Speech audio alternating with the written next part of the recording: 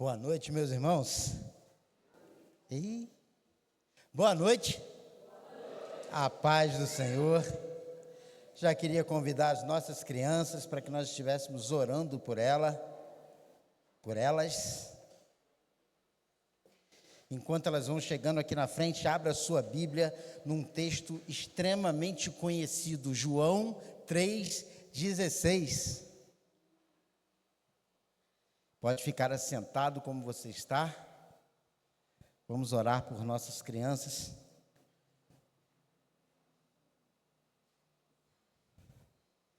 Para que elas tenham um culto infantil abençoado. Amém? Senhor, em nome de Jesus, te dou graças pela vida de nossas crianças. Te dou graça pelos pais que trazem elas aqui para a igreja, ó Pai. Te dou graças, Senhor, porque nós podemos vê-las correndo, conversando, brincando, num ambiente que é saudável, Pai. Num ambiente que vai abençoar a vida delas. Num ambiente, Senhor, é que elas vão aprender da Tua palavra, que elas vão conhecer a Jesus cada vez mais e vão poder, ó Pai, se aproximar de Ti com propriedade, com humildade, mas de coração inteiro, ó Pai, porque elas têm sido ensinadas no caminho que deve andar. Toma nas Tuas mãos agora o culto infantil que acontecerá lá embaixo. Toma as professoras nas Tuas mãos, que a direção do Teu Espírito Santo esteja sobre a vida delas, que o ensinamento, que o cuidado, a graça, a misericórdia do Senhor esteja sobre a vida dos nossos pequeninos, em nome de Jesus. Amém. Podem ir lá com a titia. Irmão, João 3,16 é um texto extremamente conhecido do povo cristão. E eu estou para te dizer que mesmo que você não seja de alguma igreja evangélica, João 3,16 é um texto conhecido. Por vezes a gente vai vê-lo citado em vários momentos da nossa vida. E ele diz assim: porque Deus, repete comigo, melhor, vamos ler juntos. Porque Deus...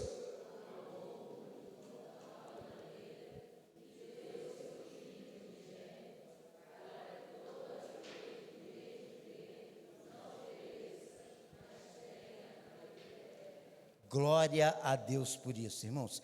Quantos aqui, irmãos, já fizeram planos na sua vida? Em algum momento a gente faz, você concorda comigo? Você faz planos para uma faculdade, você faz planos para o emprego dos seus sonhos, você faz planos para o seu dia, você faz planos para comprar um bem que você quer. Os planos fazem parte da nossa vida. E são bons que eles existam, porque eles nos dão alguma direção. Eles colocam, de alguma forma, quando bem feitos, metas em nossa vida.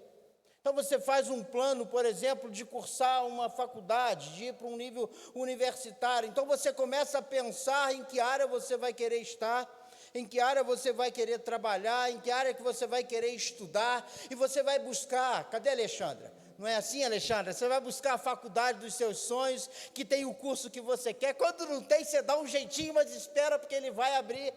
No momento certo ele vai acontecer, mas os planos vão assim. A gente vai construindo um caminho.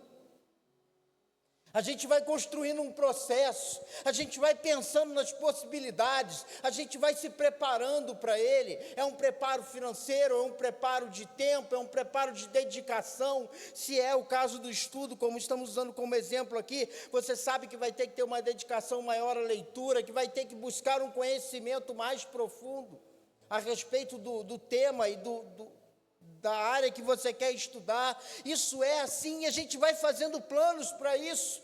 Você faz planos profissionais, você quer alcançar uma meta, você quer trabalhar em alguma empresa. Eu lembro que quando entrei na enfermagem,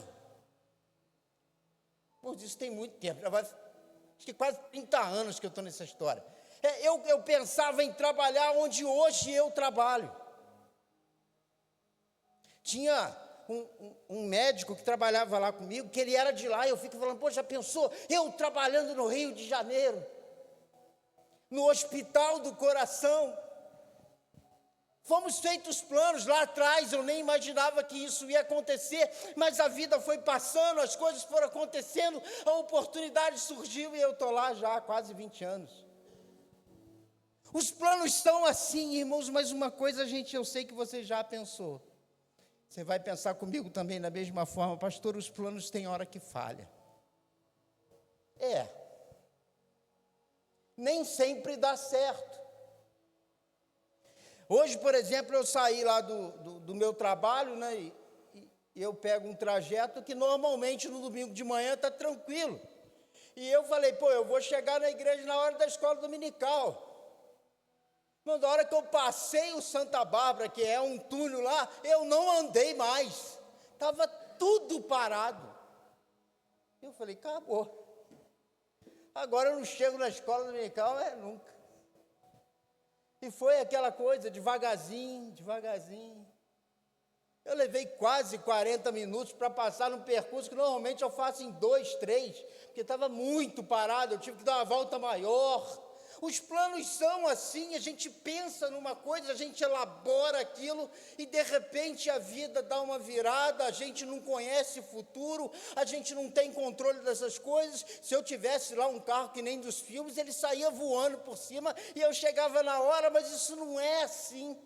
A vida não é assim, não é um carro que voa, não é uma pessoa que desaparece aqui e vai aparecer lá do outro lado. A vida não é assim, ela é feita de imprevistos, ela é feita de circunstâncias que às vezes estão muito fora da nossa possibilidade para resolver a vida. É assim. Você às vezes sonha com um projeto de vida, seja em qual área for, e você trabalha para aquilo, mas não alcança. A vida é assim.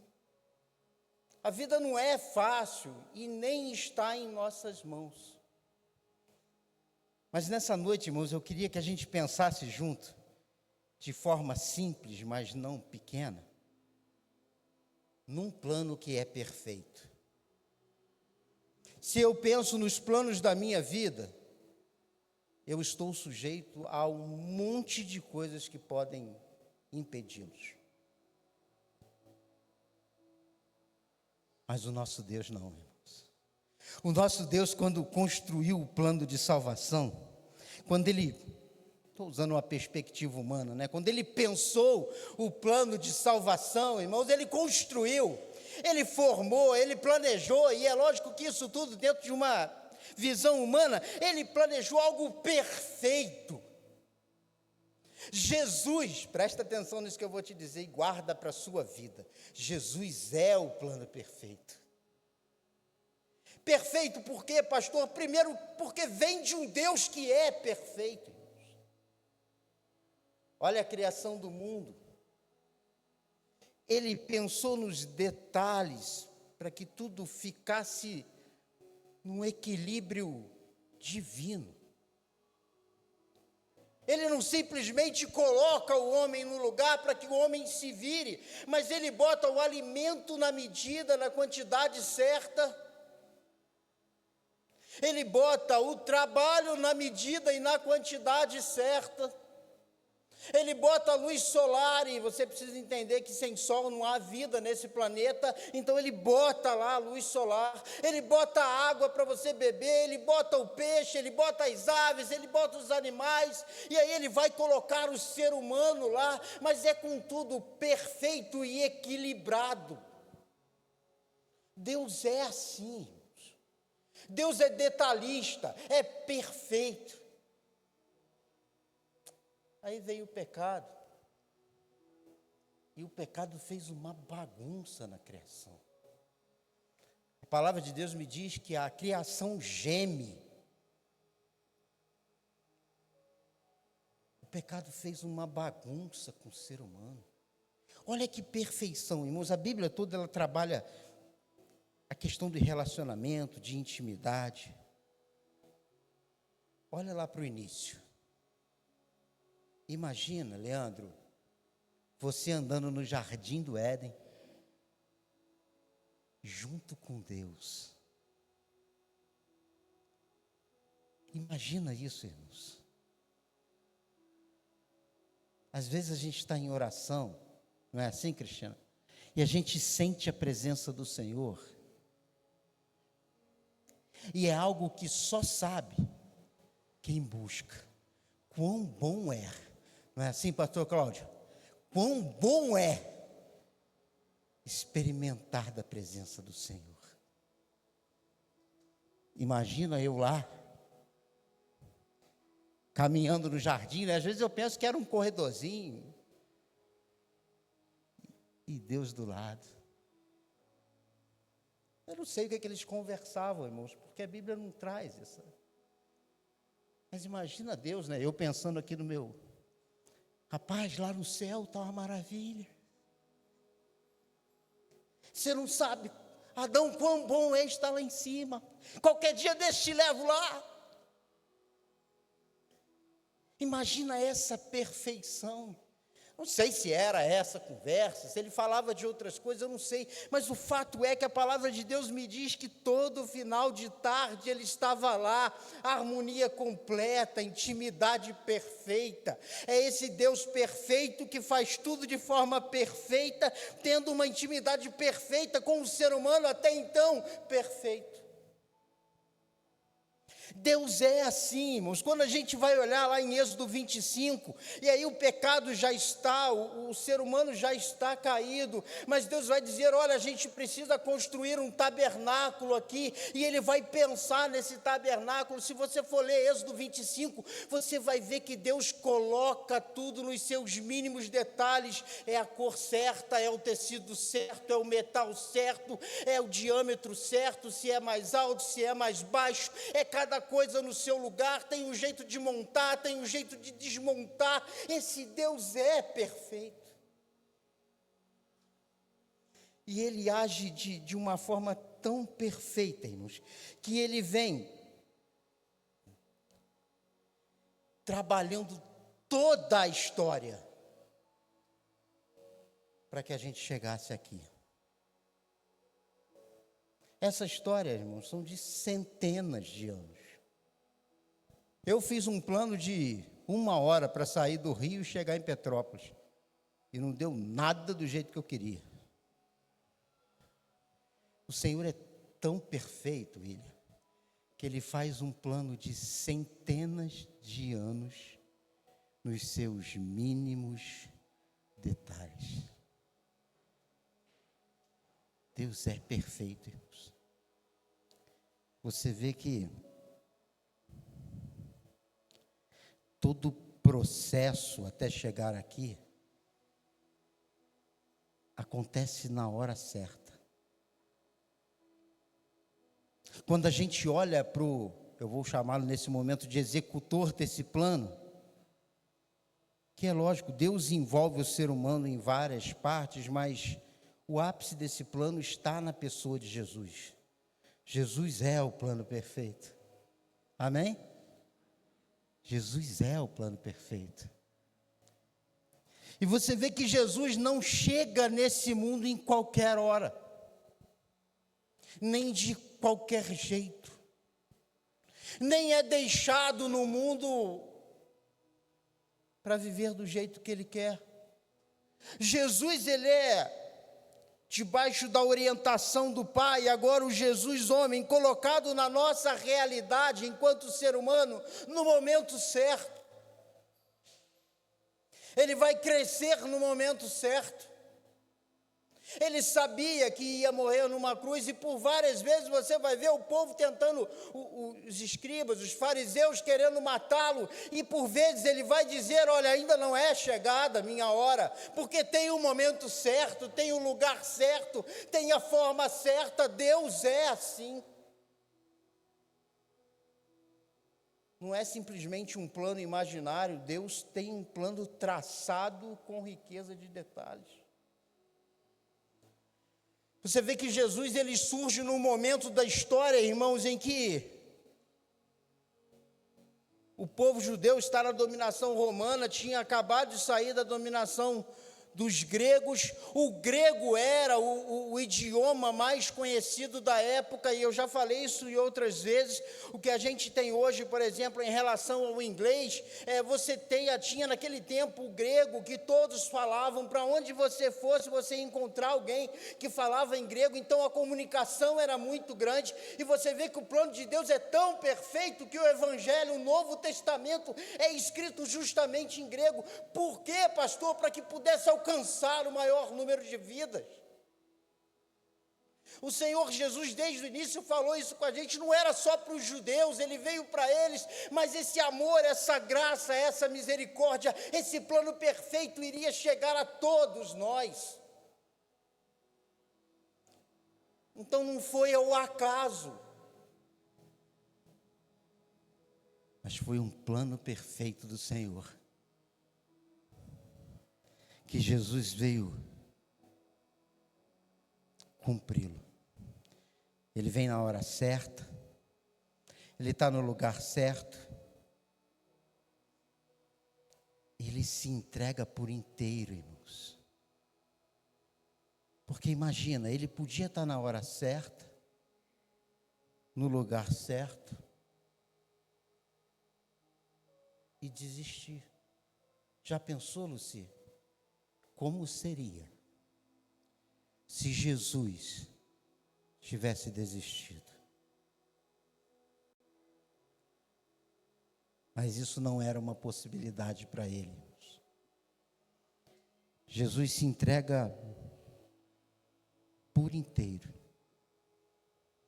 E ele vai dizer isso para os líderes religiosos. Vocês acham que são vocês que estão querendo me matar, que estão tomando a minha vida? Sou eu que me entrego. Ele vai dizer para Pedro: Pedro, se eu quisesse, eu pedia ao Pai, Ele me mandaria miríades de anjos para poder me defender. É Jesus que se entrega por mim e por você, na hora certa, no lugar certo, por inteiro. Ele não desiste, e Ele também não desanima. Mesmo nos momentos de grande dor, em que você vê Ele mesmo clamando para que, se possível, fosse passado dele aquele cálice. E aí nós estamos falando do Jesus homem, que sabia das dores que ia sentir, que sabia do peso que iria carregar em suas costas. E, irmãos, presta atenção no que eu vou dizer. Por mais que eu tente explicar essa dor que Jesus sentiu, eu nunca vou conseguir alcançar esse sofrimento. Nunca. Ele recebe um não do Pai. E recebe um não porque você vê que ele continua no processo. Se ele tivesse recebido o sim, ele tinha ido fazer outra coisa. Mas ele tem um plano perfeito a ser cumprido. Ele não desanima. Irmãos, eu fico pensando que capacidade é essa de amor, de resiliência, de se manter no processo. Ele está para ser preso, Pedro vai defendê-lo, e ele cura o soldado que está indo para levá-lo para a cruz. Na cruz ele pede perdão por aqueles que estão maltratando, chicoteando, esbofeteando, colocando a coroa de espinhos na sua cabeça, cuspindo nele, pregando suas mãos, os seus pés. Ele pede perdão por eles. Você não vê sombra de desânimo em Jesus. Mesmo nos momentos em que ele ia ser perseguido pelo bem que estava fazendo, ele não abre mão de fazê-lo.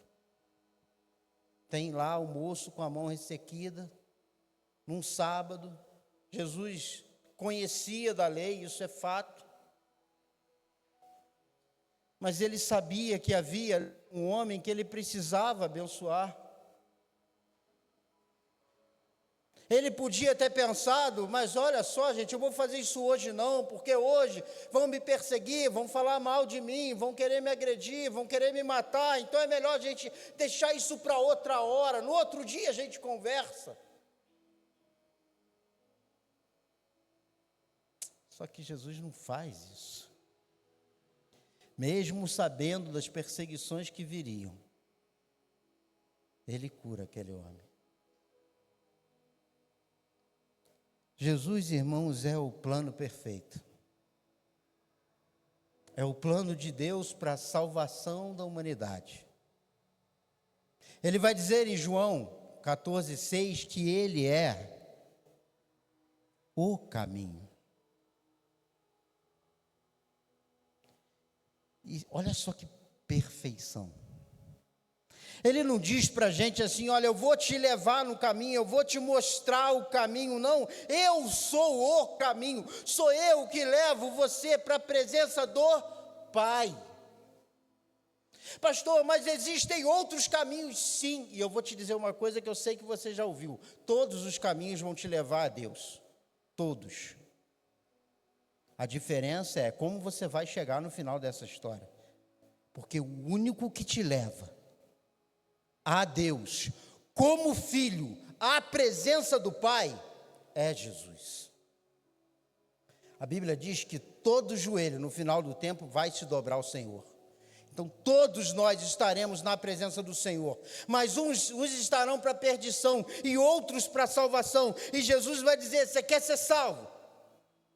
Você quer chegar ao Pai, chegar ao Deus Todo-Poderoso como filho? É através de Jesus. Ele é o plano perfeito. E Ele não é só o caminho, Ele diz mais, eu sou também a verdade. E isso é algo fantástico, irmãos, porque às vezes a gente cria assim, não, pastor, existem verdades relativas, existem verdades absolutas, existem verdades que são verdades por um tempo, mas depois deixam de ser verdades. Entenda bem, irmãos, no final da história, o que é verdade é. Pastor, mas e, por exemplo, na área de saúde, que às vezes você entende um processo de um jeito, usa uma medicação de um jeito, e daqui a pouco você descobre que aquela ali medicação não é tão boa, que você precisa trocar por outra, e aquela não faz o efeito que você queria, e aí você fala, isso aqui é uma verdade relativa. Não, irmãos, isso nunca foi uma verdade, aquela medicação nunca foi boa. Só que a ciência demorou um pouco mais para descobrir que haviam coisas melhores. A verdade é o que é. A verdade é o fato em si. E Jesus diz dele mesmo, eu sou o caminho, eu sou a verdade. Não dá para ser de outro jeito. Pastor, mas e se eu for bonzinho? Bom que você seja bonzinho. Porque o mundo está cheio demais de gente má. Mas o fato de ser bonzinho não te leva para a presença do Pai. O que te leva para a presença do Pai é Jesus, o plano perfeito. Ele é o caminho, Ele é a verdade e Ele é a vida. Nós, irmãos, temos vida, mas a gente dificilmente vai conseguir gerar vida na vida de outra pessoa por nós mesmos. Eu, às vezes, tenho pacientes meus que a gente já não tem mais o que fazer. Em algumas instituições, vocês vão ver eles entrando no que a gente chama de cuidados paliativos. E por mais que eu queira, eu não consigo gerar vida na vida daquele que está morrendo. Por mais que eu queira fazer a medicação, por mais que eu queira fazer o curativo, por mais que eu queira tratar aquela pessoa, eu não consigo gerar vida naquela vida, e eu vou vendo aquela vida se esvair aos poucos. Mas Jesus não, irmãos. Jesus, ele não tem vida, ele é a vida. E como ele é vida, Ele consegue gerar vida na vida daqueles que estão mortos. Estou falando muito mais do que essa vida física. Porque, irmãos, essa vida física, ela passa. Nos meus 30 anos quase aí de trabalho, eu já vi gente morrer de todas as idades. Do recém-nascido ao homem com mais de 100 anos. Pastor com 20, com 18 já. A vida passa, irmãos. Mas Jesus, ele é tão poderoso. Ele é todo poderoso e tão perfeito, que ele consegue pegar esse homem, esse ser humano, estou falando muito mais do que uma vida física, que está morto pelo pecado, que está distante da presença do Senhor, que não tem mais condições de alcançar o Pai, que não tem mais condições de viver a realidade da presença plena do Senhor, porque o pecado não deixa. E aí vem Jesus, o plano perfeito, que é caminho, que é verdade e que é vida, e gera vida na minha vida, de tal forma que eu consigo, por Jesus, chegar à presença do meu Pai, o Deus Todo-Poderoso. Isso é divino, irmãos. Isso é o plano perfeito. Isso é Jesus Cristo. Ele é o caminho, a verdade e a vida. E ninguém vai ao Pai se não for por Ele. Abaixa sua cabeça, fecha teus olhos. Eu sei que você está prestando atenção no culto desde o início.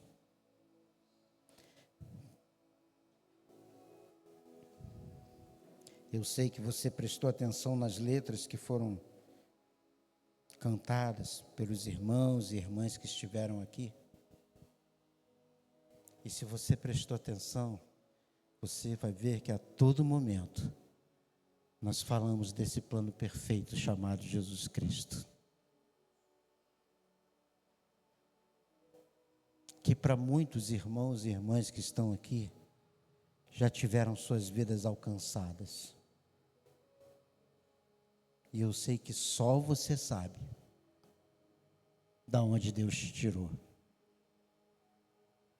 Se eu fosse chamar vocês aqui para contar um testemunho, vocês teriam condições de dizer: olha, Deus me tirou de algo que ia me levar à morte.